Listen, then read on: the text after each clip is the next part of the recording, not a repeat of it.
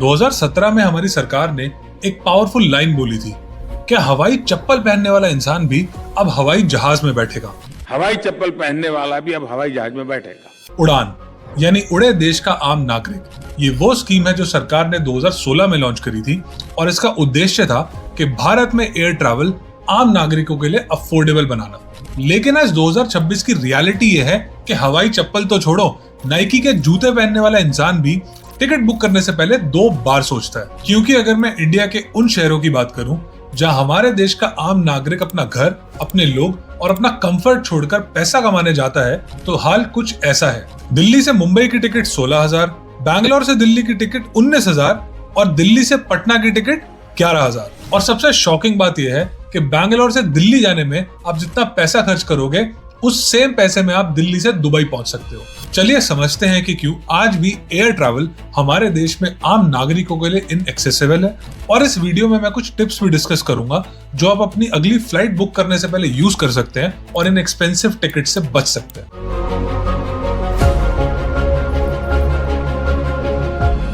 सबसे पहला रीजन है ATF यानी एयर टर्बाइन फ्यूल के प्राइसेस। ये बेसिकली वो फ्यूल है जिसपे एरोप्लेन उड़ते हैं। अगर मैं इसे आम भाषा में समझाऊं तो आप इसे एरोप्लेन का पेट्रोल भी बोल सकते हो। और ATF क्रूड ऑयल से बनता है, जैसे पेट्रोल।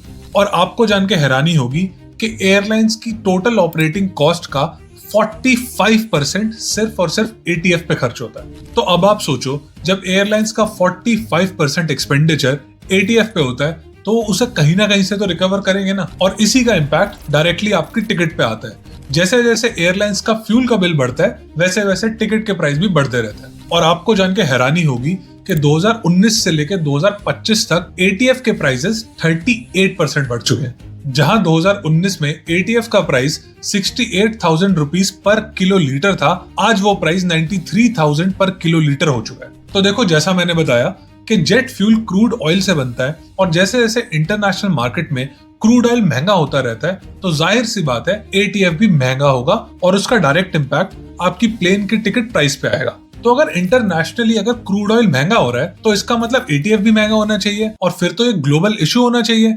लेकिन ऐसा है नहीं। चलो जरा इसे कंपेयर करते हैं। देखो, अगर मैं इंडिया में 1 लीटर ATF के प्राइस की बात करूं तो वो आता है $1.08 और अगर मैं उसे वहीं US से कंपेयर करूं तो 1 लीटर ATF पड़ता है $0.52 का, ऑस्ट्रेलिया में $0.57 का और कनाडा में $0.65 का। मतलब बाकी इंटरनेशनल मार्केट में ATF का प्राइस कम है, लेकिन हमारे देश में ही ये ज्यादा क्यों है? चलिए इसे समझते हैं। देखो, जैसे हर चीज पे टैक्स लगता है, ऐसी ATF भी टैक्स के अंडर आता है। लेकिन इंटरेस्टिंग बात यह है कि ATF पे GST नहीं लगता, ATF पे स्टेट वाइज वैट लगता है। मतलब हर स्टेट अपना अपना अलग परसेंटेज ATF पे वैट लगा देती है। जैसे तमिलनाडु में 29%, दिल्ली में 25% और अलग अलग शहरों में ATF का अलग अलग टैक्स रेट होता है। और इसका रिजल्ट ये होता है कि चाहे क्रूड ऑयल इंटरनेशनल मार्केट में सस्ता हो जाए, जिसकी वजह से ATF के प्राइस भी कम हो जाए, लेकिन हमारे देश में तब भी ATF महंगा ही होता है। और जैसा मैंने बताया कि ये एयरलाइंस के ऑपरेटिंग एक्सपेंडिचर का 45% होता है, इसका डायरेक्ट इम्पैक्ट सीधा हमारी पॉकेट पे पड़ता है। चलो मान लिया कि अगर ATF महंगा होता है तो सीधा टिकट का दाम बढ़ जाता है, लेकिन फ्लाइट टिकट सिर्फ ATF पे डिपेंडेंट नहीं होती।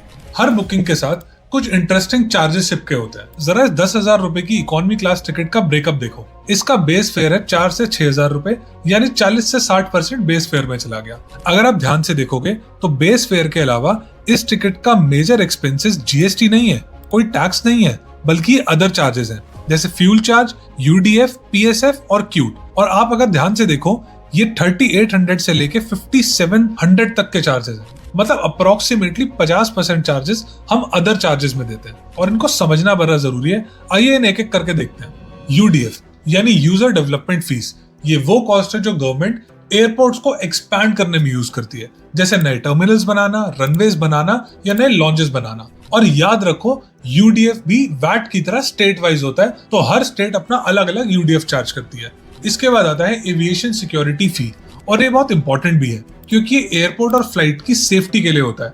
आपने एयरपोर्ट पे देखा होगा कि CIF के ऑफिसर्स होते हैं और ये फीस CISF को पे करती है, जो हमारे मेजर एयरपोर्ट्स की सिक्योरिटी हैंडल करते हैं। फिर आता है पैसेंजर सर्विस फी, जैसे आप एयरपोर्ट पे जाके वहाँ की फैसिलिटीज यूज करते हो, वहाँ की सर्विसेज यूज करते हो, या कोई भी नई डेवलपमेंट हो रही होती है या एयरपोर्ट पे कोई भी मेंटेनेंस हो रही होती है, इस सब का खर्चा यहीं से जाता है। और फिर आता है क्यूट। ये नाम बड़ा फनी है लेकिन उसकी फुल फॉर्म है कॉमन यूजर टर्मिनल इक्विपमेंट, और ये फी वहां यूज होती है जैसे check in counters, metal detectors या एस्केलेटर्स। और इन सारी फीस के अलावा भी काफी सारे और भी चार्जेस होते हैं, उसके बारे में हम डिटेल में नहीं जाएंगे, लेकिन आप इस चीज को ध्यान से देखो। जब भी आप एक टिकट खरीदते हो ये सारे चार्जेस आपके टिकट में क्वाइटली ऐड हो जाते हैं।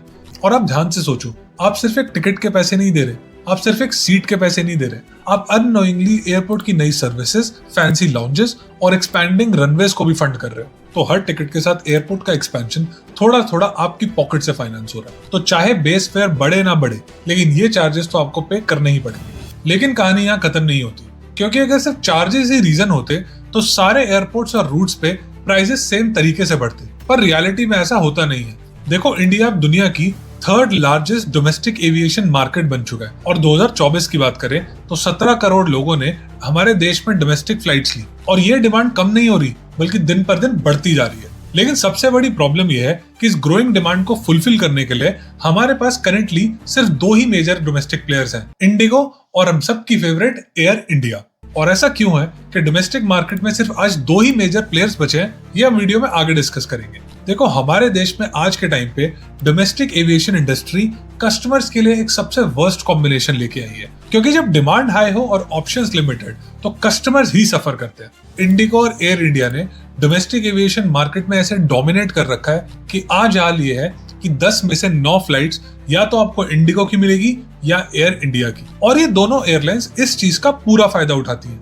इन्हें भी पता है कि अगर टिकट्स का प्राइस बढ़ा भी दिया तब भी लोग टिकट्स तो खरीदेंगे ही, क्योंकि लोगों के पास ऑप्शंस ही बहुत कम है। एयरक्राफ्ट तो इंडिया में पहले से ही कम है, और ऊपर से एयरलाइंस की गिनती भी अब लिमिटेड हो चुकी है, और इसका डायरेक्ट इंपैक्ट पड़ता है प्राइस पे, क्योंकि जब मार्केट में कंपटीशन बहुत हाई होता है तब एयरलाइंस टिकट का प्राइस कम रखती हैं ताकि वो मार्केट को कैप्चर कर सके। और इस टाइम पे डिस्काउंट्स प्रॉफिट मार्जिन्स को देख के नहीं दिए जाते, बल्कि एज अ वेपन यूज करे जाते हैं ताकि अपने कंपटीशन से आगे निकल के नए कस्टमर्स को ऐड कर सके। लेकिन हमारे देश में बिल्कुल उल्टा हो रहा है, क्योंकि अब एयरलाइंस को सोचने की जरूरत ही नहीं है, क्योंकि उन्हें पता है कि कस्टमर घूम फिर के हमारे पास ही आएगा, क्योंकि कस्टमर के पास ऑप्शन ही नहीं है। और इसी चीज का डायरेक्ट इंपैक्ट 2025 में दिसंबर में पूरे देश ने देखा, जब इंडिगो ने अपनी कुछ परसेंटेज फ्लाइट्स कम करी और मानो ऐसा लगा कि पूरे देश का एयर ट्रैवल रुक गया। आप सोच रहे होंगे, जब देश में डोमेस्टिक ट्रैवल की इतनी डिमांड है, कंपटीशन कम है, तो फिर लोग इस अपॉर्चुनिटी का फायदा क्यों नहीं उठा रहे? क्यों नई एयरलाइंस मार्केट में क्यों नहीं आ रही? क्योंकि जब सारी फ्लाइट्स ऑलमोस्ट फुल हैं, टिकट प्राइसेस हाई हैं, तो एयरलाइंस को तो बहुत प्रॉफिट हो रहा होगा।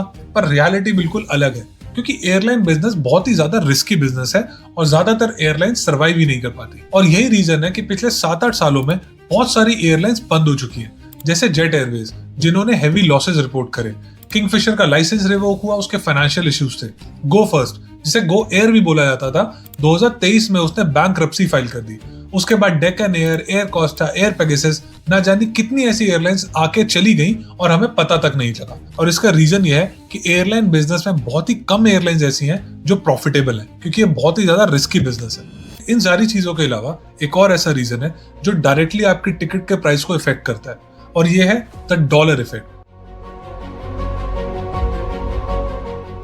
देखो, इसे ऐसे समझो कि जब भी इंडियन करेंसी डॉलर के कंपैरिजन में वीक पड़ती रहती है तो इसका डायरेक्ट इंपैक्ट एयरलाइंस के ऑपरेटिंग कॉस्ट पे पड़ता है। देखो, मैं ऐसे समझाता हूँ, हमारे देश में जितनी भी एयरलाइंस हैं वो रुपीस में अर्न करती है, लेकिन उनके कुछ एक्सपेंडिचर ऐसे हैं जो उन्हें डॉलर्स में पे करने होते हैं। फॉर एग्जाम्पल, इन एरोप्लेन्स के इंश्योरेंसेज जो डॉलर्स में पे करने पड़ते हैं। उसके बाद ज्यादातर एयरलाइंस के पास जो एरोप्लेन्स होते हैं वो लीज पे होते हैं, और इस लीज का हर महीने का पेमेंट या रेंट उन्हें डॉलर में पे करना पड़ता है। क्योंकि ये एयरप्लेन्स इंपोर्टेड होते हैं, तो जब भी इनका कोई मेंटेनेंस का खर्चा आता है या इनके कोई पार्ट्स रिप्लेस करने होते हैं, वो भी बाहर से आते हैं। तो इंडियन एयरलाइंस कमाती तो आईएनआर में है, लेकिन उनके कुछ एक्सपेंडिचर डॉलर में होते हैं, और इस वजह से भी एयरलाइंस का एक्सपेंडिचर बढ़ता रहता है और आपकी टिकट का प्राइस भी। और जब भी रुपये की वैल्यू डॉलर के कंपैरिजन में गिरती है, तब ये एक्सपेंडिचर और बड़ा लगने लगता है। देखो, अगर इंडिया में डोमेस्टिक ट्रैवल के प्राइसेस इतने बढ़ रहे हैं तो आप सोच रहे होंगे क्या गवर्नमेंट ने कुछ स्टेप्स लिए? देखो, अगर मैं इसके सॉल्यूशंस की बात करूं तो हमारी सरकार ने कुछ स्टेप्स तो जरूर लिए। सबसे पहले तो एटीएफ को जीएसटी के अंडर लाने की बात की गई, ताकि एटीएफ पे एक यूनिफॉर्म टैक्स रेट अप्लाई हो सके और हर स्टेट में अलग अलग एटीएफ का प्राइस ना हो। इसके अलावा एटीएफ पे वैट कम करने की बात करी गई। Civil aviation minister Ram Mohan Naidu ने अलग अलग स्टेट के चीफ मिनिस्टर्स को लेटर लिखे और उनसे एटीएफ पे वैट कम करने की रिक्वेस्ट करी। क्योंकि जब तक फ्यूल महंगा रहेगा तब तक टिकट के प्राइस कम नहीं हो सकते। और सरप्राइजिंगली 19 स्टेट्स और यूनियन टेरिटरीज ने वैट रिड्यूस भी करा। बिहार जैसी स्टेट जहां पे 29% वैट था, वहां पे वैट 29 से कम होके सिर्फ 4% कर दिया गया। उत्तर प्रदेश में लगभग 21 से 1% और कई सारी स्टेट वैट को सिर्फ 1 से 4% के ब्रैकेट में ले आई। और अच्छी बात यह है कि सरकार ने सिर्फ एटीएफ पे फोकस नहीं करा, बल्कि अलायंस एयर ने एक स्कीम लॉन्च करी, उसे भी सपोर्ट करा गया और इस स्कीम का नाम है फेयर से फुर्सत। ये 2025 में लॉन्च हुई और इसका कंसेप्ट ये था कि आप कभी भी टिकट बुक करो, आपको सेम प्राइस ही दिखाएगा। क्योंकि आपने खुद नोटिस करा होगा कि आप जब भी टिकट चेक करते हो, कभी कुछ प्राइस दिखाता है तो कभी कुछ प्राइस दिखाता है। तो इस फेयर से फुर्सत इनिशिएटिव की वजह से टिकट प्राइसेस काफी ज्यादा यूनिफॉर्म और ट्रांसपेरेंट रहेंगे। और जब राघव चड्ढा ने महंगी फ्लाइट्स के बारे में पार्लियामेंट में इशू उठाया था, तब उन्होंने बात करी थी कि एयरपोर्ट पे चीजें कितनी ज्यादा महंगी हैं।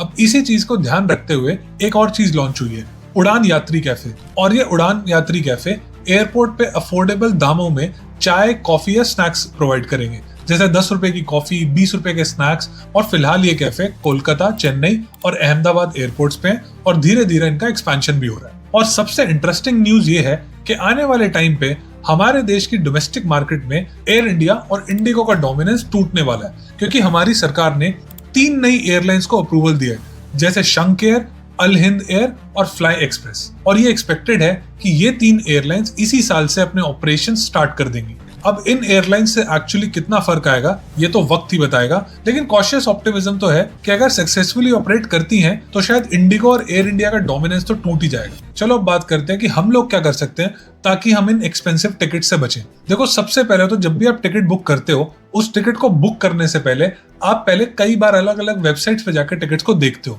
तो इसको आप अपने नॉर्मल ब्राउजर में मत करो, आप इसको इनकॉग्निटो मोड पे करो। होता क्या है, जब भी आप अपना नॉर्मल ब्राउजर यूज करते हो, आपकी सारी इंफॉर्मेशन उस वेबसाइट इन वेबसाइट्स के पास जाती है और इन्हें कहीं ना कहीं पता लग जाता है कि आप इनकी वेबसाइट को विजिट कर रहे हो और आप कहीं ना कहीं टिकट बुक करने वाले हो, और ये उसी के अकॉर्डिंग आपके लिए प्राइस को बढ़ा भी देती है।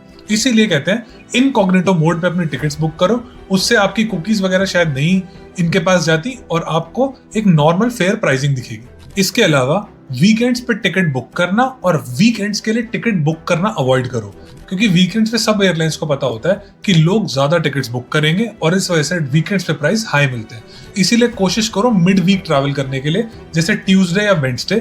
ट्यूसडे पे मैंने सुना है कि जनरली फ्लाइट सस्ती मिल जाती हैं, बट हाँ, वीकेंड्स अवॉइड करो। और इसके अलावा अगर पॉसिबल हो तो अपनी डेट्स को फ्लेक्सिबल रखो और राउंड ट्रिप बुक करो, सिंगल टिकट्स मत बुक करो, क्योंकि राउंड ट्रिप सस्ती होती है लेकिन सिंगल टिकट बुक करना महंगा पड़ता है। ओवरऑल इस वीडियो का कंक्लूजन ये था कि higher ATF prices, higher VAT, explosive demand, shrinking competition और कई सारे हिडन चार्जेस, इन सब का कॉम्बिनेशन डायरेक्टली आपके टिकट के प्राइस को अफेक्ट कर रहा है। अगर आपको ये वीडियो इन्फॉर्मेटिव लगी हो तो इसे लाइक करना, इसे प्लीज शेयर करना और मेरे चैनल को सब्सक्राइब करना। Thank you.